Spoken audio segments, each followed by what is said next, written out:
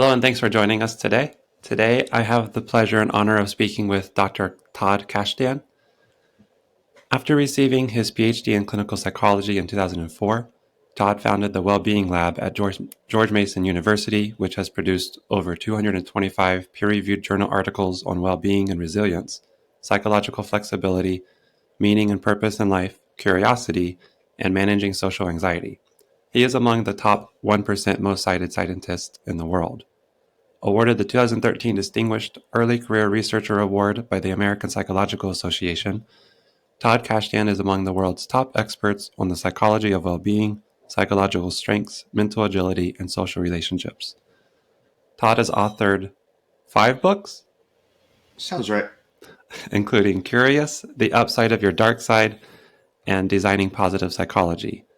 In one of his latest books, The Art of Insubordination, he details research on how we can change minds and design groups and society to be smarter and wiser. He teaches us how to be courageous enough to question the status quo with the intelligence to know when and how. Dr. Kashdan, thank you for joining me today. That's my pleasure. Yeah. I came across your work because I was studying the role of curiosity on burnout in therapists. And I used a scale that you came up with, or that, I don't know, came up with isn't the right word, but a scale that you designed, the 5-dimension curiosity scale revised. Right. Yeah. I was wondering, you've done a lot of study on, like I said, resilience, curiosity, and all of your studies on curiosity. Can you tell me what you've found? Yeah. Well, first, don't bury the lead. Which dimensions were related to burnout, and was curiosity helpful? Yeah, of course. So I found that, so I studied 2 groups. One was psychoanalysts, and one was therapists who have never received any psychoanalytic education. And the dimensions most related to burnout were joyous exploration, that had the highest correlation. And Negative, then, like a hopefully. negative correlation, yes, sir. Yeah. And then stress tolerance was also negatively correlated. And then a slight positive correlation was covert social curiosity. Yeah. That's a good one with therapist burnout, right? The idea of, this is like another way. It's in the vein of compassion fatigue. Ah, Of to what degree are you obsessively concerned with understanding your partner, but not directly, indirectly? So you're perseverating about them, you're thinking between sessions, and you can imagine is that the more that you're not able to create clear, non-permeable boundaries between when you're with your client, thinking about your client, and when you're not, you're going to be more inclined towards burnout. So that's a really cool finding. yeah. Yeah, and I've seen a lot of psychoanalysts who have hypothesized in their writings, in their books, that they think perhaps psychoanalysts are more curious than a non-psychoanalyst, and that curiosity protects them against burnout, and which was part of the reasons. That's what gave me the idea for the study, and I was interested that across all of the other dimensions of burnout, they ranked basically the same as non-psychoanalysts, except for on joyous exploration. That one was significantly different. They had a higher joyous exploration than non-psychoanalytically trained therapists. So I thought that was pretty interesting. Yeah, this is great. Please tell me you're going to publish this. I'm going to do my best. Yeah. Okay. All right. You'll contact me afterwards if you need any help. I'm happy to help you. But this is great because there's one of the big things I've been into in the Wellbeing Laboratory is trade-offs. And so there's a lot of debate in terms of what are the best therapists in terms of their modality, right? So you've got your more evidence-based cognitive behavioral therapy therapists, and you have a larger body of work on psychoanalysis in terms of how do they fare in terms of being therapists. What I like is you are skirting that entire topic, and then to what degree are there characteristics within these therapists that draws them to these areas and that allows them to be beneficial to their clients as well as to the work. And curiosity just offers one dimension in there.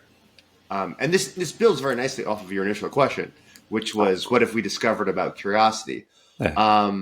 We've got one paper that just went under review 2 days ago from this recording, where we were interested in, you've got a lot of work showing that curious people tend to be higher in performance, which fits with the hypotheses that you had for your study. And the question is, well, what are the mechanisms? You can't just see that more curious people are productive. Well, it's why. Yeah. So we know that when you experience information that's more interesting, you learn it better, and it's more likely to go short-term into long-term memory. You process information quicker, and you have more extemporaneous creative thoughts as a result of that. But that doesn't say much about the person. That says more about situations where learning is going to function better.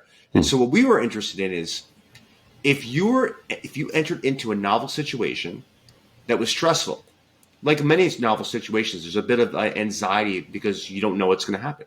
Yeah. And this situation was, you're asked to give a talk on what makes a good friend and whether you're a good friend. And they were told there's a 50% likelihood with your preparation, you're going to actually give the talk in front of a bunch of people and be evaluated on it. Number one fear in the world, public speaking anxiety. Yeah. And what we found was that curious people who entered into the situation experienced a greater vision that the situation was challenging and not threatening, and they showed higher heart rate activation, stable throughout the entire preparation period and the online period of giving these talks, which speaks to they're fully engaged physiologically. They're viewing this as it's stressful, but it's interesting and challenging. I don't view this as a threat. And when they were told that you can't give this talk that you prepared for, they were pissed off. This is the trade-off. So being this curious person, if you enjoy these novel situations, but when there's any obstruction to actually experiencing them, you have this residual unsatisfied curiosity, and that lingers and could detract from your well-being. Oh, wow. Wow. So if you have a curiosity that's been piqued and then it never sees its fulfillment, that can detract from your well-being. Yeah. And actually, if we want to go to the origin of what got me into this, because I am a clinical psychologist, It was my first year of grad school. I was studying how panic attacks develop. We were taking this mask with 35% CO2 and have people breathe it in. So if you were susceptible to panic attacks, you were highly likely to develop a panic attack. And then, not creepy at all, I would stand behind you and ask you a bunch of questions while you're in the middle of having a panic attack of what the experience is like. And I wrote down on a piece of paper several months into this, what happens to the residual unsatisfied curiosity?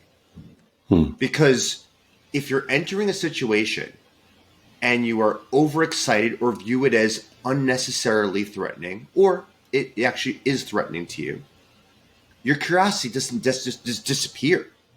It still lingers, but it's unsatisfied. Like, what happens to a person? And I realized I was less interested in the panic attacks and more of like, here's this resource that's so wonderful. There's mysteriousness, uncertainty, complexity, and beauty of life.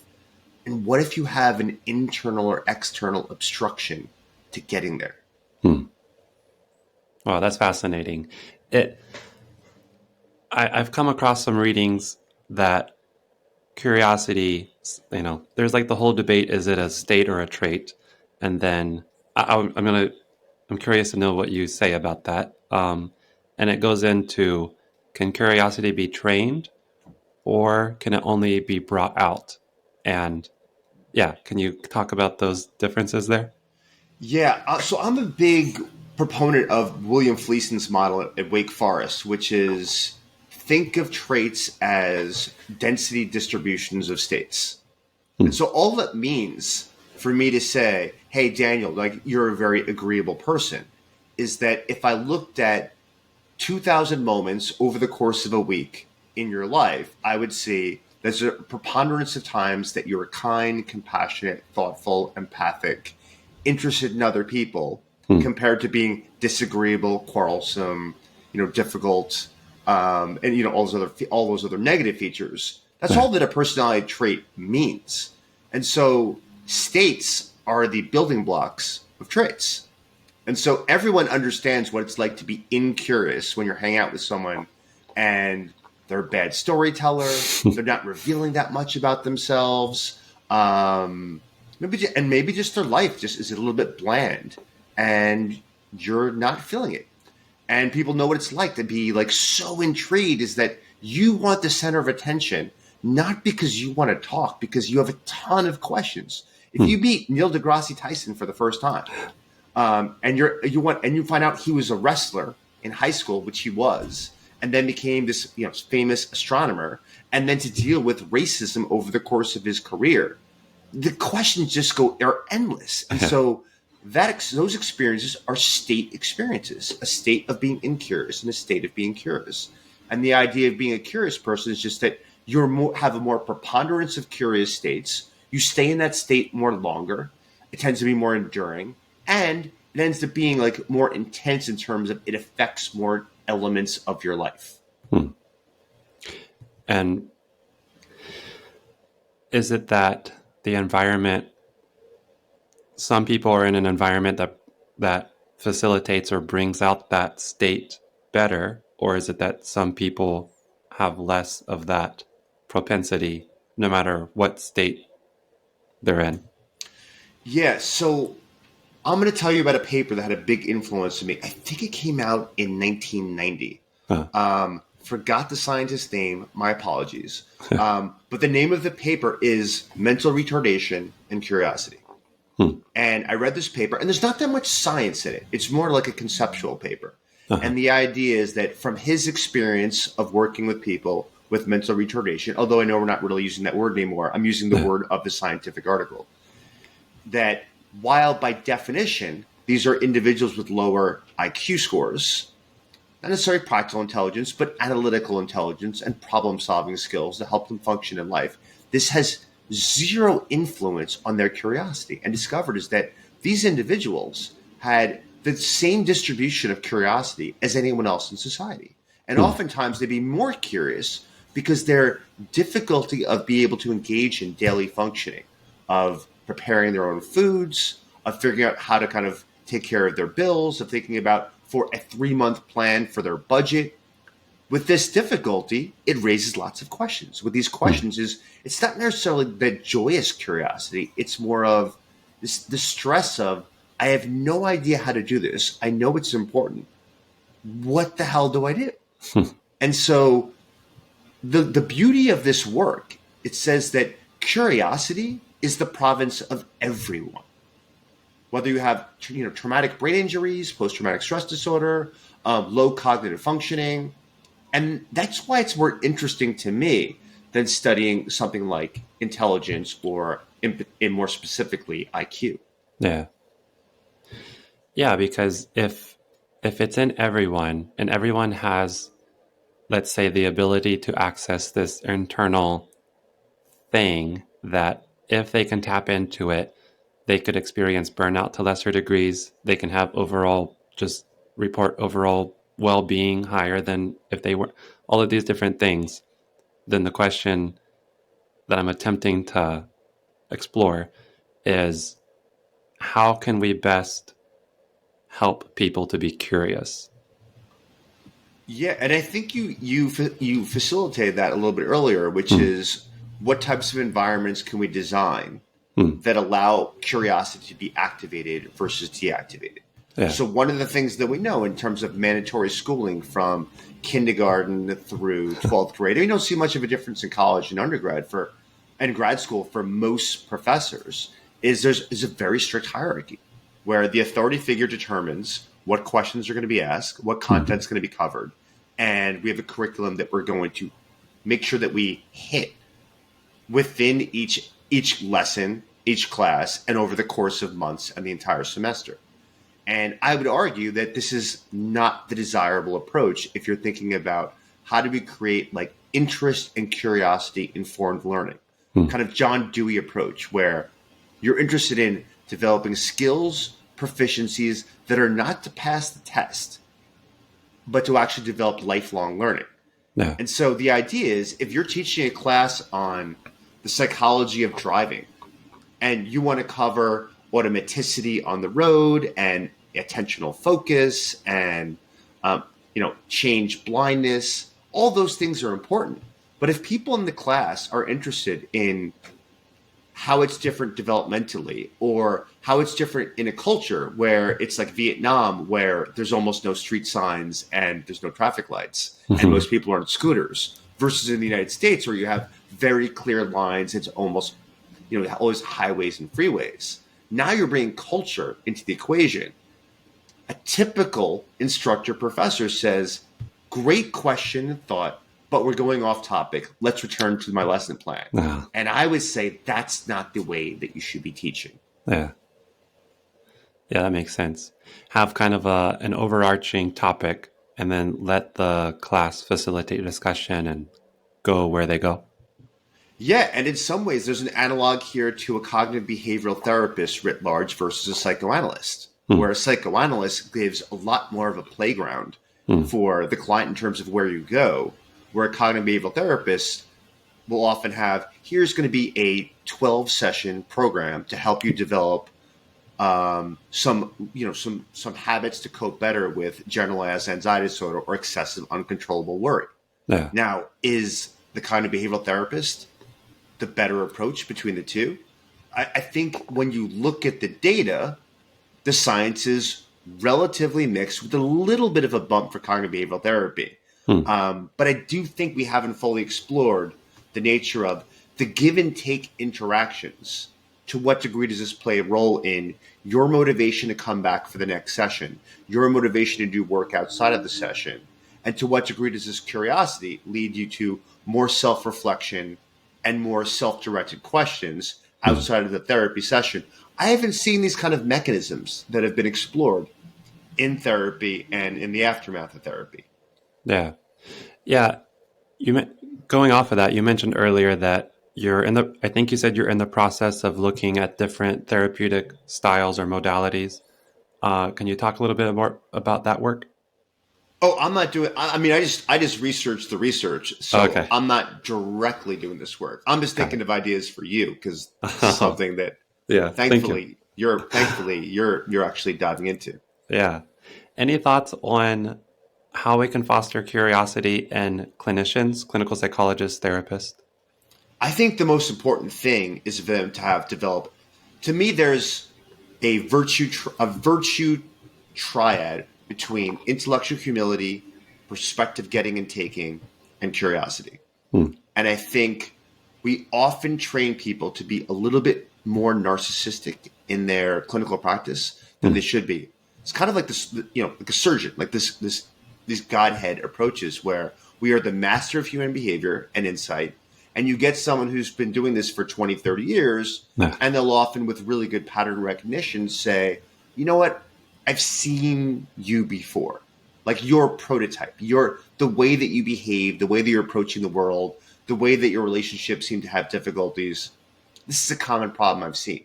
As opposed to starting with a little bit more of a clean slate, which is however you're experiencing your attachment anxiety with your romantic partner, it's going to be unique and different from any other human that will ever walk the earth. And I want to detect and discern those patterns.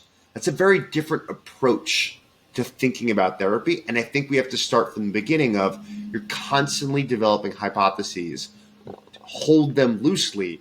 I will be disappointed if by session 4, you haven't developed new hypotheses or rethought your hypotheses from before you saw someone in the first few sessions. And that's not how I was trained. And I don't know many people that have been trained that way.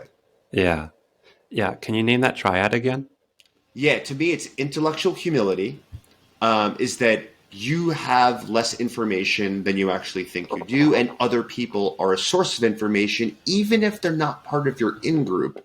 And so you should be open to accessing them. The other is perspective getting and taking. A lot of time is spent on perspective taking of I can understand what it's like for you kind of being a grad student about to go on internship because I've been there before, but I haven't worked to get your perspective. I've basically just superimposed my world onto yours versus spent time asking, Daniel himself, what is it like for you as a grad student now? What's it like to go, to be on in the pursuit of internship now? That's the perspective getting, which should be the precursor to taking. And then the third one is curiosity. Okay, Great. Yeah. That reminds me, Dr. Nance McWilliams said she always ensures to ask, what is your theory of your symptoms, or what is your theory of what you're coming to me with? I have my theories, but what is yours? And like in the first session, so that reminds me of the perspective getting. Yeah. Yeah. No, and that's great. And to be honest, I've never had a therapist who's actually done that before. And I've never supervised anyone who's actually done that before. Yeah. So that seems like I like that triad. Do you have that triad? Do you have any published articles, or is that in any of your books? It's in the last one, The Art of Insubordination, where I spend time really thinking about how are you persuasive if you lack power and status. We talk a lot about power and status over the past 5 years in society, but we haven't really talked about how do you be persuasive other than just acknowledging that you should, because there should be more of an even distribution of resources in an environment. Yeah. What was your inspiration for the Art of Insubordination? I mean, to be honest, I thought that there was excessive and unhelpful strategies that were being pushed under the umbrella of diversity, equity, and inclusion. And these are all things. They're all things that I value, but it's the actual tactics and strategies and tools that I often thought were doing the exact opposite of what was expected. And as we're talking right now, we are a couple days off when Dartmouth decided to undo one of those strategies, which was we're going to remove achievement testing in terms of evaluating potential applicants for colleges. And Dartmouth said, actually, looking at our data, as opposed to ideologically, we realized that actually low-income applicants that apply for Dartmouth are at a disadvantage without achievement test scores, not at an advantage. And this was one of my problems, is that people were developing all sorts of strategies without evidence and support, and you didn't have people that were emboldened to speak against the tide of, if you criticize this, you are against it, and it's not part of your value system, which goes against everything we know about group dynamics, is that you actually want people that are detractors that are in there. Best case scenario, you have to describe your ideas more clearly and realize maybe there's some flaws in logic and how you're thinking. Worst case scenario, you realize you were going down the wrong direction and you discovered some flaws as a detractor pointed them out, as opposed to a bunch of people nodding their head.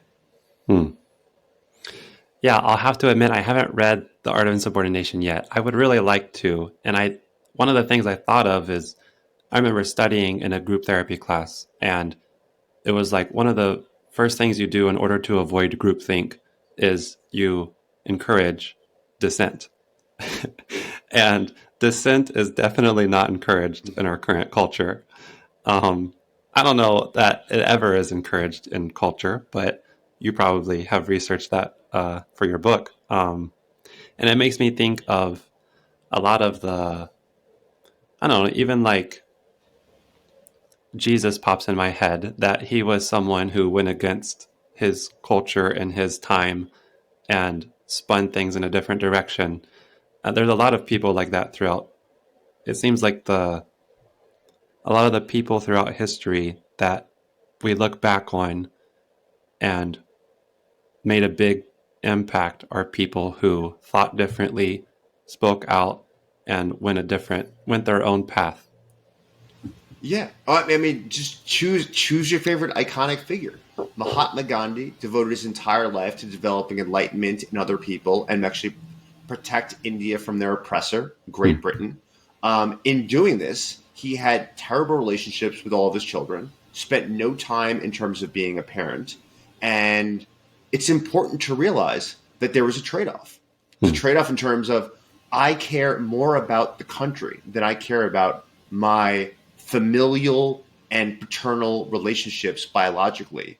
And if he was to do that now with social media, he'd be crushed on X and Threads and Instagram of the idea of there'd be a picture of him, shooing his kids away that want to spend time with him, of saying, I am devoting my life to kind of like develop my own enlightenment and that of, the citizens of India to stand up against Great Britain.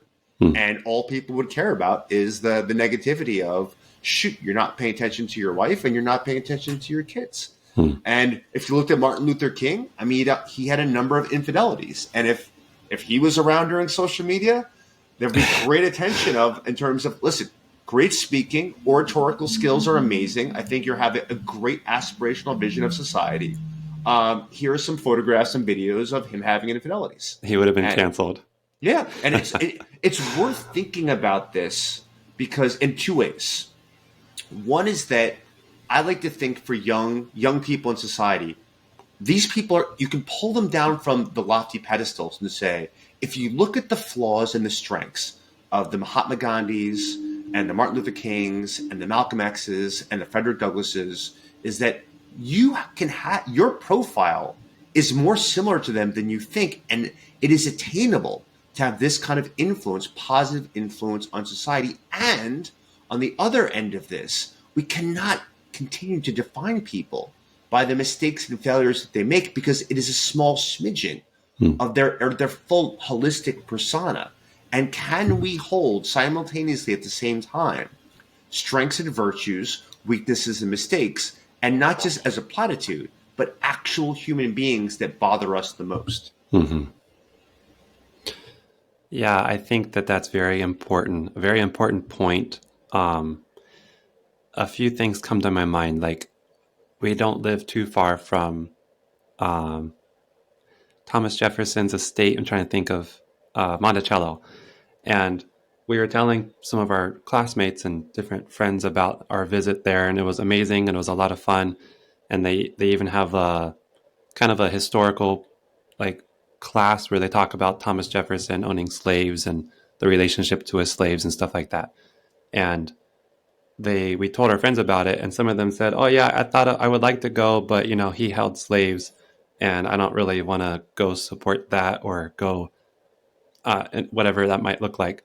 But there is at Monticello, like some of those slaves that were released, and then their like grandchildren or great grandchildren, they all went back to Monticello, and there's a big group photo of them.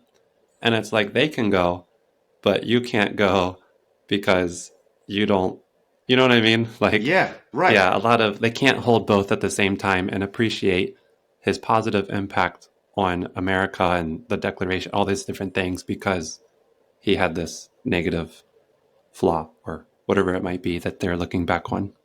Well, here we are, two psychologists that are very interested in clinical care, improving well-being, and reducing human suffering. And so there are bright spots as well as the other trends. So a few days before this recording, you had this beautiful song of Tracy Chapman at the Grammys where she was redoing her song, her famous song, along with Luke Combs, and you have these two people on stage that are truly loving each other.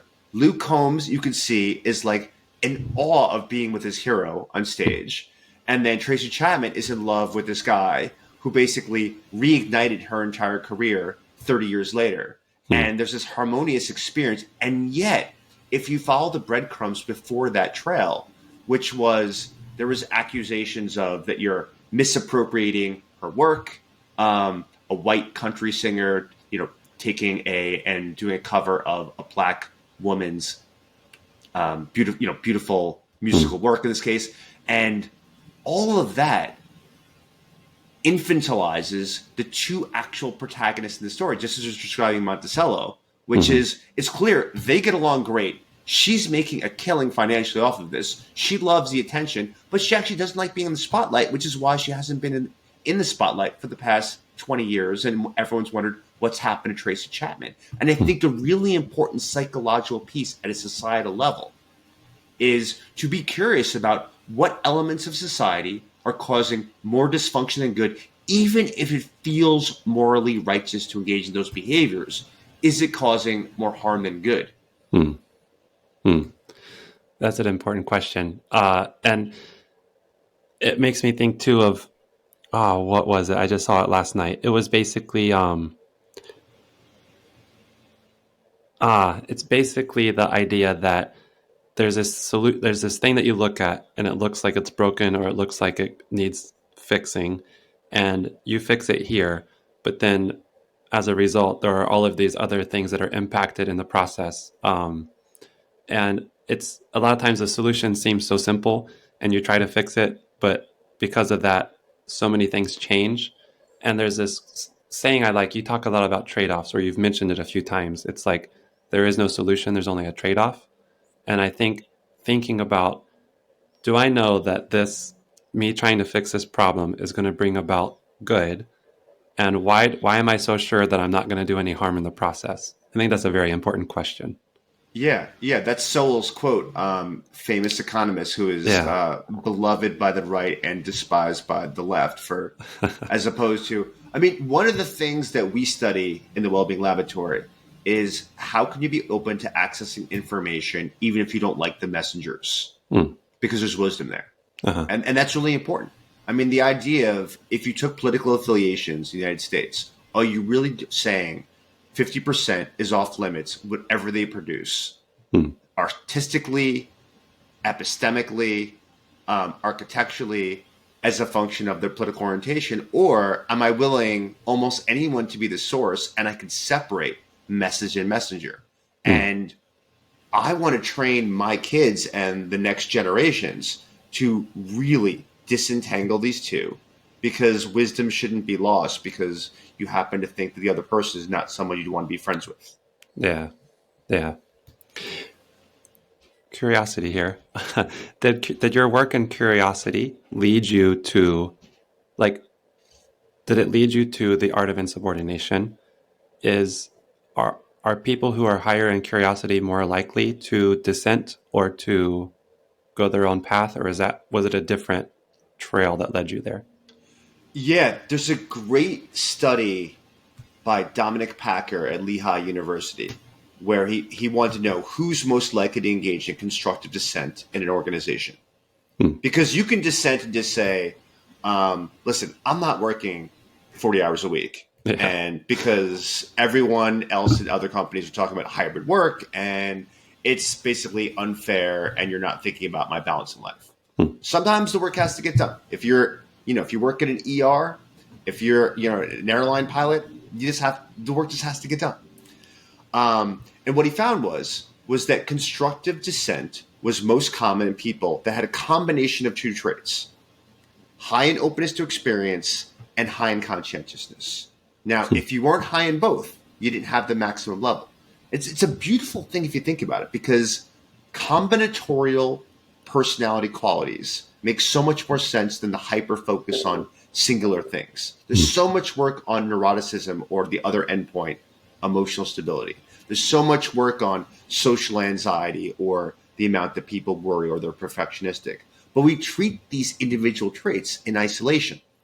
If you're curious, but you don't tend to persevere long term at your goals, then you're probably unlikely to. You might find a hole or a problem in how a group is functioning, but unlikely to deal with the friction and the negative valuation of being judged by people who say, can you just stop talking and asking questions so these meetings can go quicker and I can get home quicker? Yeah. So it's an inefficiency in the system to being curious. So you need the conscientiousness, is that you're going to stick to it besides being open and exploring new things. That makes sense. And so are you saying that people who were higher in curiosity and higher in conscientiousness were more likely to become constructive dissenters? Right.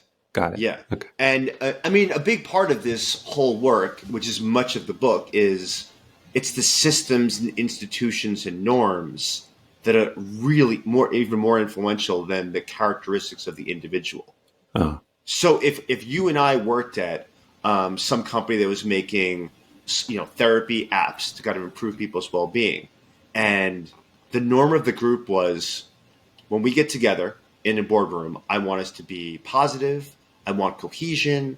I want unanimity for all decisions. Everyone to agree before we move forward on something. It sounds nice, but it's going to interfere with progress, creativity, innovation, and just thinking like really deeply about whether what we're doing is the right way of doing things among competing options. And so what you want is competitiveness, but collaborative, um, positive, but at the same time constructive criticism. And you want people to be rewarded for finding the right solution and the answers as opposed to being a nice person in the room. And often the incentives are not aligned with constructive dissent. And so you get what you mentioned earlier, groupthink. Okay, that makes sense. Um, in your, are you currently looking into, let's say, with the well-being lab? I assume you do a lot of work with positive psychology. Um, can you talk a little bit about your aims there, and maybe what you're finding or what your focus is on there?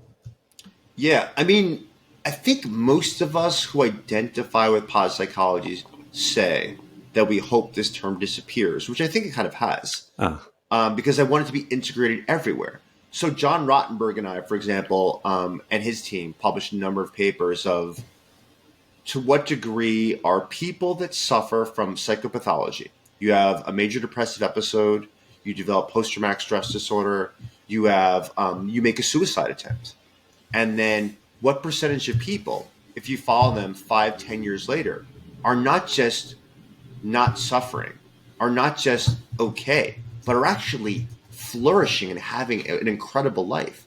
And we find, for example, for people that experience the depths of despair of a major depressive episode, about 10% of those people are at the upper 10, like top 10 percentile of positive relationships with other people, sense of purpose in life, feeling competent, feeling a sense of belonging, experiencing positive emotions, experiencing life satisfaction. And that doesn't fit with any of our models. And so in some ways, we have integrated clinical psychology and psychopathology with well-being science. And this is kind of, to me, the future is this well-being science should be integrated into everything such that there is no thing called positive psychology where it's studying it in isolation. that's interesting. I haven't heard of that before. I've heard of people criticizing the term positive psychology, or saying, it's not all about being happy or something, but I haven't heard about it wanting to integrate it so much to the point that that's what we're like, that's what we're aiming toward. So why call it something different? You know, why Yeah. it's like, yeah. I mean, it's great marketing. Listen, Marty Uh, Seligman has made millions of dollars off of this term, and people are have their shingle up as I'm a positive psychology coach. I'm a positive psychology workplace, and so I would say if you remove the marketing piece of it, it's a nice, cute little term. It's actually useless because if you're focusing on positive psychology in the workplace and you're not dealing with burnout, work-life balance, um, presenteeism, where you're present but you're not fully engaged, or absenteeism of people are not showing up because of mental health issues or family issues, relational issues, then you're not a positive psychology workplace. You yeah. have to be dealing with the dialectic of there are negative things, there are positive things, and sometimes, and this is a lot of the work that Robert Biswas Dieter and I have done, what you think is negative is actually healthy. And that's where there are benefits for anger, there are benefits for guilt, and there are benefits for low levels of narcissism and psychopathy. Yeah. Yeah. And again, so I read a lot of Dr. Nancy McWilliams, and I listen to her. She was talking about one of her qualms is that, yeah, exactly like what you said, what we think might be negative is actually healthy. She was saying a lot of times in therapy, let's say that your patient or your client has to do, they come in, they're doing okay, but then they end up, you do a grief work with them.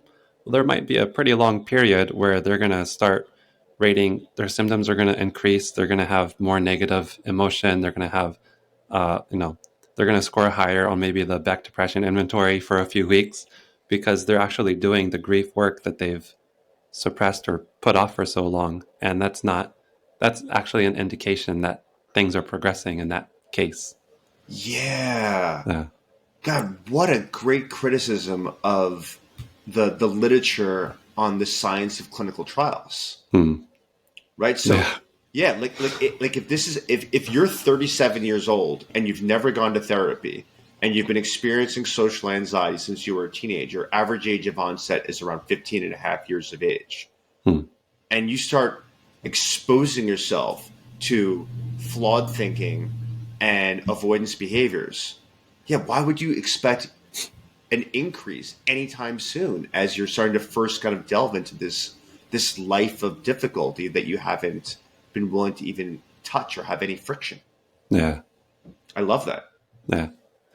I wanted to go back for a second to this, maybe continuing on the same line, but also going back to curiosity in the workplace and constructive dissent.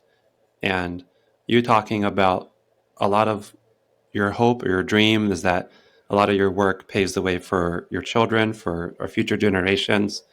I know, like, so you're writing these books, you're doing all of these different things.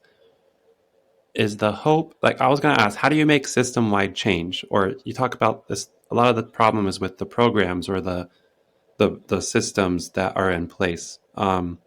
Is the hope that they'll read your work and they'll make system changes, or is there some consulting that needs to be done? Is it a multi-factored approach? What is the mechanism of change here? Yeah, I mean, I do a lot of consulting for organizations, everything from government offices to leaders in the world in other countries. Okay. I mean, you hope that people read the work and then they integrate it in some way, and then they ask me questions and they start to implement it. I mean, what we know about groups, I mean, it's basically the question of what percentage of individuals in a group do you need to have a shift in norms? And there's a good section of the book of reviewing the literature on this, and the data shows that it's about somewhere between 20 to 25% of a group shifting their norms, where it starts to have an exponential effect of emotional contagion or thought contagion, of influencing other people, especially if those are intentionally socially attractive people who you're trying to throw into the system and actually bring in a modified view into the system. So one of the things that we know, a lot of this is done in Canada, this work, in terms of anti-bullying programs. Many of them have been ineffective in the United States. It's because the focus is to kind of, we're just going to have, at an authority level, change the rewards and punishments for aggressive play, whether it's physical, whether it's emotional, or whether it's relational aggression. And in Canada, a lot of schools explored the idea of, what if we brought really popular people in, made them the facilitators of teach, so they would train other students in terms of how to respond to a bully, how to respond when someone's actually being aggressive or unnecessarily cruel to you or someone else. And so you role play, you teach skills, but the key thing is the socially attractive people are the ones that are facilitators. Now, some of them probably are some of the bullies that are in there. So either way, we know that one of the best ways of dealing with children with externalizing problems in a classroom is help them be a co-facilitator of the class, because now their role is shifted from being the class clown and nuisance to being, they're designing the class with you. And the same thing for our anti-bullying program. You find that once you get about 20% of a room to modify their views, other people see that. There's a paper that came out in Psych Science about this, is the perception of the speed of minority influence. As you see a rise from 0 to 20%, everyone feels like, oh, so this is the direction we're going. Bullying is no longer cool. And then more people jump on the bandwagon, and then you see critical mass. And I think when we think about the workplace or in grad school or in a PTA, a parent-teacher association, is thinking about critical mass comes at about 20 to 25%. So the question is, those how do we get the early purveyors of this knowledge or information to be influential so that other people will jump in, as opposed to just the people that already agreed with them are going to clap and cheer for them. And I think this is the mistake that a lot of activists make, is they don't think about people that are on the fence. They think of who's already in their chain of command and on their side, and I want to make them louder as opposed to bringing in more people. Interesting. Yeah, that's an interesting take. That leads me into a question. I was asked on one of my internship interviews, they said, if you could change anything in psychology, what would you change? So I want to ask you that same question. With all of this, what would you change? Well, what was your answer first? My answer, so my wife, she's also in the clinical psychology program, and she's doing her dissertation on some of Dr. Redding's work. Dr. Redding and Dr. Nina Salander, they do work on looking at basically political values in psychology, and I think it's like 80% or higher of psychologists, especially social psychologists, are on the left, or they lean left politically, and they're working on trying to, along with diversity, trying to encourage our skills and experience as clinical psychologists, working with patients that are politically different from us, perhaps, as well as try to figure out how they can bring in more right-leaning or conservative people into clinical psychology to kind of balance out the field. So I was saying that if I could change something, I would probably just try and shift the focus within diversity a little bit more toward that area, because I think it's underappreciated or underrepresented or undertrained, especially like, how do you work with perhaps a conservative who comes into your office wearing like a MAGA Trump hat, so and what is that going to do, and how is that going to impact how you treat them, and I think it's a skill that a lot of people don't currently have or are trained in. No, that's great. And Richard Redding, him and I get along quite well, and I agree with most of the things that he says. So that makes me very pleased that the two of you are both doing amazing work together. Power couple.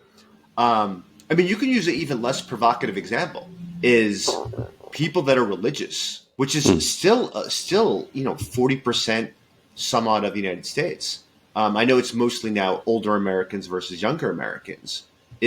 Can you treat them realizing that they're coming there for a psychological difficulty that they want help on, without you imposing your ideological views on them, because that might prevent them from coming back and then ever seeing a therapist again. Yeah. And so again, is your ideological commitment so much that it overrides your willingness to actually do more help than good to an individual who is actively suffering from psychological difficulties? And I think that's a question that should be posed regularly in classrooms, in practicums, anyone who's kind of like, in the allied health professions that's going to be on the front lines. Yeah, and not attributing their psychological distress to their views. If someone comes in and they say they're religious, perhaps they're even like let's say fundamentalist Christian, and they're conservative, and they're coming in with some type of psychological distress, I think it might be easier to assume that a lot of this distress is coming from your backward or your old-fashioned views. Yeah. No, I think that Rogerian approach of having this non-judgmental attitude towards your therapist is something that we really have to talk about going back to. And I think it's very troublesome. The idea of any human being who is suffering, who goes to see a therapist, is rebuffed because of their tangential to the issue ideological views, and then never sees a therapist again, is very concerning to me, because especially when you think about, suicidality and paranoia and, the health and economic cost of depression and anxiety disorders. These are serious issues. Anytime you obstruct someone from the therapeutic options. Yeah. Yeah. So what would your answer be? For me, I think it's that we have to stop rewarding the wrong questions and levels of analysis. And I think most granting agencies have put too much of their thumb on the scale where neuroscience is going to be what we're going to be focusing on over the past 25 years. And when you think about the hundreds of millions of dollars that have been spent of grant agencies to focus on those questions, and the minuscule amount of knowledge on the Human Genome Project and its relation to human psychology, how little we've learned about this that we couldn't have learned at levels of analysis such as thinking, behavior, and what do people actually do in their everyday environments. I find that problematic because it's what you didn't fund over the same period of time in terms of basic understanding about social behavior. How do we reduce loneliness? How do we actually improve people's abilities to form friendships and stronger social ties? If that was done over the past 25 years, who knows what the rate would be right now in terms of mental health difficulties, rates of loneliness, and then maybe we wouldn't have 20 to 40% of the population saying that I don't have one close confidant or friend in my life. To me, that's a more important issue than to what degree is the prefrontal cortex and nucleus accumbens involved in for parent-child relationships. Yeah.